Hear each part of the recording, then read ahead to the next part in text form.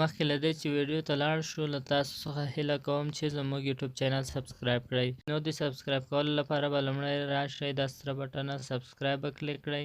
له هغه وروسته به د بیل نشان کلیک کړئ یا د زنګ نشان، بیا به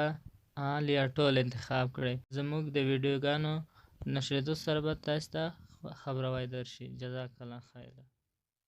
معمولا نیکې هیلې خدای دې وکړي چې روغ او جوړ اوسېږئ.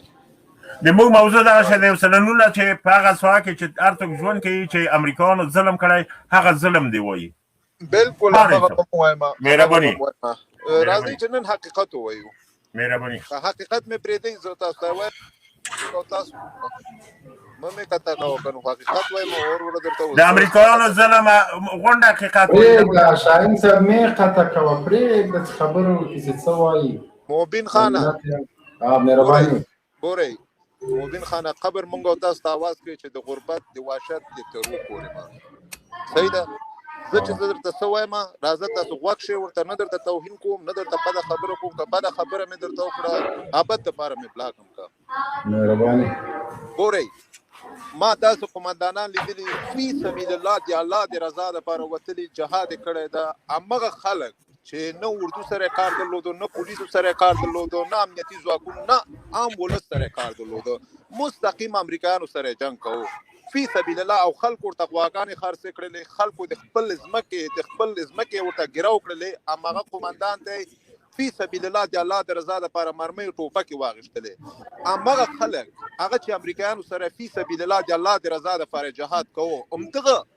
مخانده زه درته ثبوت هم در کوم اسناد هم در کوم صحیح ده ما نه دي خندلې وروره نه دي خندلې ته دا فکر کوه چې زه دا یو افسانه یا یو دروغ درته وایم. ما درته مخکې وویل چې قبر ته به ځم دا ځواب ورکوم. په قبر کې مې نه ته څملې نه د افغانستان ولس څملي نه امریکا څملي نه کوم بل څوک څملي.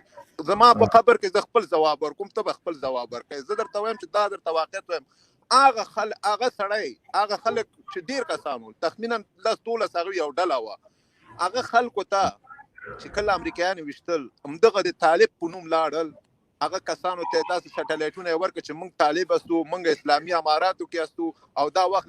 همغه خلک ټارګټ شو د خپل په کورو کې ټارګټ شو د امریکایانو د تیارې له خوا نه چا ټارګټ که همدغه طالبانو ټارګټ که چې همدا اوس دی همدغه وسلې اخیستې ده اوس افغانان وژني همدغه طالب ټارګټ که زه ته په ثبوت او په اسناد یې درته ښیم. مهرباني یو اسناد درته وښیم چې په اوزبین کې فرانسویان یې وویشتل په لغمان ولایت کې د دولت شاه ولسوالۍ کې د پښتون په نوم باندې قمندانو دا چا شهیدان کړل دا ستاسو طالبانو. زه تا ته خیر افغان ورور زه تا ته خبره کوم طالب په ثبوت وړاندې کوم ثبوت وړاندې کوم مهرباني ثبوت به درته وایم ملک ګړو دا ثبوت نه ده دا ثبوت نه ده ګوره زه تا ته خبره کوم زه ګوره ته اوس ګوره زه هغه چاته مجاهد وایم چې هغه امریکان د امریکان ګوډاګیان وژني صحیح ده.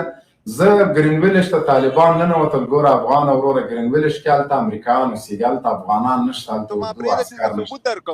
خو ته خو لږ صبر وکړه که نه زه ته خبره کوم ثبوت به راکړې ته به کمره خلاصه کړې ثبوت به ښکاره کړې. طالبان ګرینویلش ته ننوته وروستی ګزار چې په امریکانو طالبان وکړه هغه وخت د امریکانو طالبانو ورباند نه و شوی. ګرینویلش کې 400 امریکان طالبانو را ایثار کړه چې کله ایثار که دغه د اردو عسکر لاړه امریکان د طالبانو د مرګ له کومې نه وویستل امریکان ژوندي راغله په هغه کې بیا د اردو عسکر هم ووژل شو.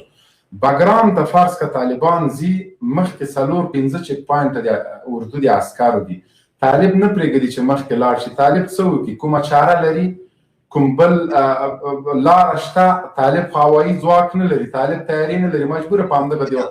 دی ګوره د اردو عسکر د وژل د طالبانو مجبوریت ده. لا اله الا الله محمد رسول الله زه ته قسم کوم چې داسې د اردو عسکر چې طالبانو نیولي دي د توپک شپېلې ګرمه بیرته خوشې کړې لیکن تا به لیدلي چې طالبانو د پوهنتون استادان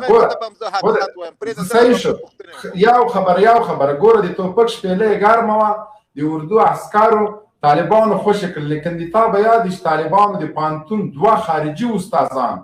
ژوندي له ځان سره ویوړه تر هغه پورې خوشې نه کړل چې تر څو یې په بدل کې انس حقاني او د هغه 2 ملګري را خوشې نه کړل.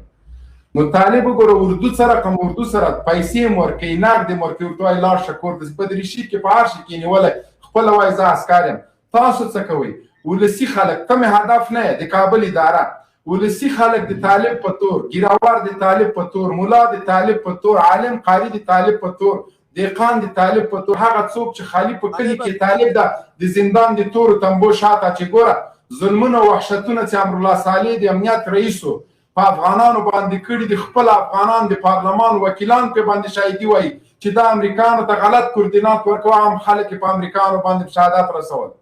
نن هغه د تا لومړی مرستیال د ته ورتلافي کوي د امرالله صالح په ټولو جرمونو په ټولو وحشتونو باندې سترګې پټوي امرالله صالح هغه څوک ده چې د افغانستان 600 باله تیارې کباړ کړي امرالله صالح هغه څوک ده چې 4,000 چاینه ټانګه د مونږ ختم کړه امرالله صالح هغه څوک ده چې منظمه اردو یې ختمه کړه امرالله صالح هغه څوک دی دا اوس هم چې کوم ظلمونه وحشتونه کابل په کنډواله بدل کړ 6,000 کابلیان په شهادت ورسو نن د دې په خاطر چې د امریکانو ګټې خوندي ساتي تاسو امرالله صالح ته لابي کوئ قاري صاحب محترم سلام علیکم الله پرون ته بخیر راغلی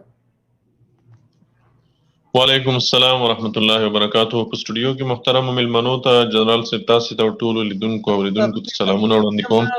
الله موفق ولرم د لایف موضوع دا د اشغال غمیزه دغه هاشټاګ چې و دا 2 ورځې ملګري په دې باندې نشرات کوي د اشغال د غمیزې تر عنوان لاندې د امریکایي اشغالګرو او د هغوی د افغان ملیشو هغه ظلمونه وحشتونه چې دوی په دې لنډو مودو کې کړي دي او بسته فامیلونه یې د منځه وړي دي او ښځې ماشومان په شهادت رسولي دي یوه مستنده ویډیویي لړۍ هم پیل شوې ده په دې باره کې چې 2 برخې نشر شوې دي دریمه برخه هم را روانه ده چې د هیواد په ولایتونو کې هغه ملیشې چې امریکایانو روزلي دي هغوی د افغانانو په کورونو چاپې وهي او د کله چې دوی چاپه وهي نو په کور کې ښځې ماشومان په شهادت رسوي د کور هر څه تاله ترغه کوي هر څه د منځه وړي بیخي یعنی لکه د اول او د دویم نړیوال جنګونو په وخت کې چې کوم وحشتونه ظلمونه او یو مخ قتل عام او چور چپاول کېدو داسې یو حالت وي دغه د دې هاشټاګ لاندې ملګرو نشرات وکړل او بل دا ده چې موږ اوله ورځ هم ویلي وو چې که چېرته هر چا سره په دې اړه کوم څه وي یو وخت به داسې راځي انشاءالله چې دا هر څه به مستند راوځي خو اوس هم هر څوک کولی شي که چا سره امریکایانو ظلم کړی دا هیوادوالې ډېر زیات هیوادوالې وځورول ویې ربړول امریکایانو د هغوی ملیشو هغوی کولی شي دا خپل معلومات شریک کړي دي موږ سره د ده سره څه ظلم شوی ده څومره وحشت ورسره شوی ده د ده په کلي کې د ده په کور کې دا د اشغال او د اشغالګرو میراث چې د خاورې ته یې راوړو چې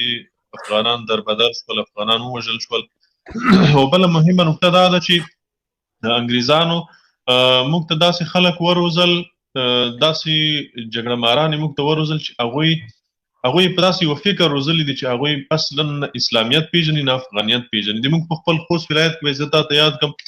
او د دې خلکو راتلونکي څه ده امریکایان د دوی نه څه غواړي دا امریکایي ملیشې دي دا د افغانستان دپاره نه دي روزل شوي دا